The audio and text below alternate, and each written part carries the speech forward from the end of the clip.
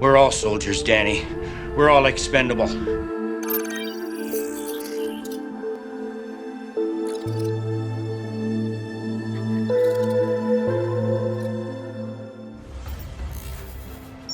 Hello everybody and welcome back to Spacedock. I'm Joanna and today I want to cover a theory I have about an episode of Battlestar Galactica. But this video is more than just a little conspiracy. I'm also going to touch on stealth and some story inspirations, so even if you're not a BSG fan, it's worth sticking around. First, a brief layout of the episode I'm talking about, which is Hero from Season 3. In this episode, a captured pilot escapes from the Cylons, causing the reveal of a deeply held secret. The Colonials had broken the 40-year-long armistice before the Cylons returned. Prior to the massive Cylon attack on the colonies, Adama was ordered by the Admiralty to conduct a Black Ops recon mission into Cylon space to see what they had been doing in the decades since the war, since they had completely disappeared. However, things didn't go to plan. The pilot was noticed and shot at, forcing Adama to destroy the stealth ship to prevent the Cylons from realizing what had happened. But the pilot, Bulldog, survived and was captured, which leads to the main events of the episode.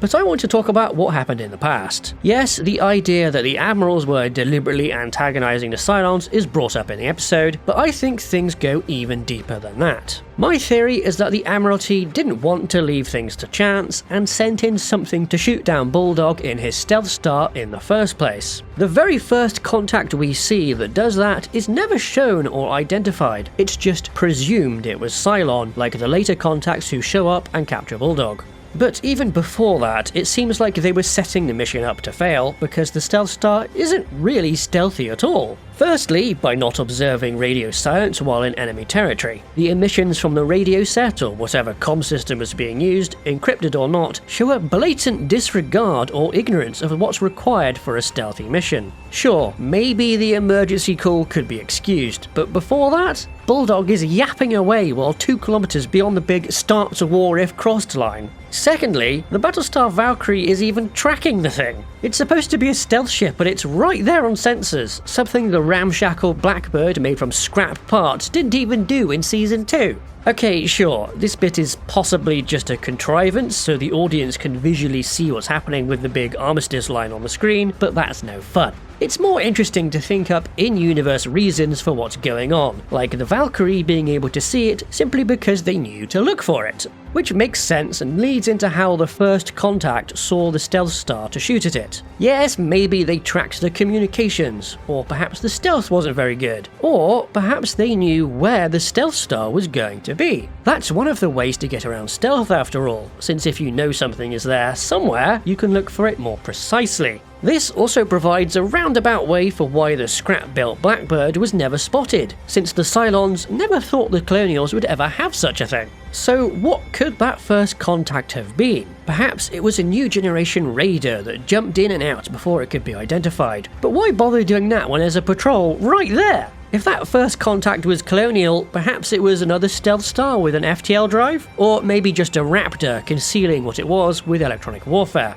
But why would the Colonial Admiralty do such a thing? The given justification for the recon mission is that they felt like the colonies were unprepared for war. They were concerned the Cylons had spent the last 4 decades building up their military, and the stealth star was to go in over the armistice line and see what was going on. And this seems insane to me, because what would a tiny ship see that a Battlestar nearby couldn't? Do they not have telescopes? So I think this was all projection. It was the Colonials who had spent 40 years waiting for war, which is why there's massive vessels like the Pegasus flying around, equipped with the newest tech and highly capable Mark 7 Vipers. Then, due to new generations never experiencing the horrors of war, there was political desire to downsize the military and thus reduce the power the admirals held. So they went looking for reasons to stick around, or were outright being warmongers looking to trigger conflict. And I think this is entirely possible, as we saw from the flawed concept of this mission and the ruthless nature of those they put in control of their most capable vessels.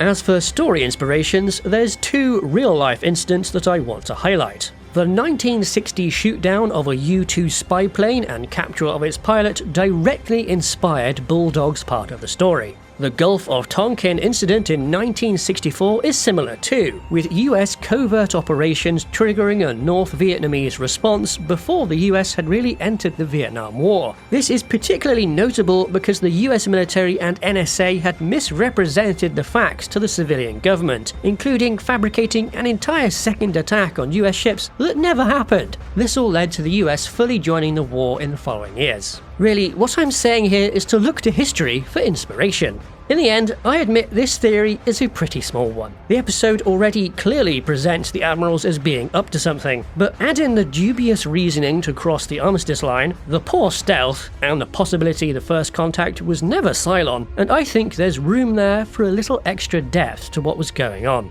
After all, it's always fun to speculate. Well, the conspiracy theorists are going to be disappointed.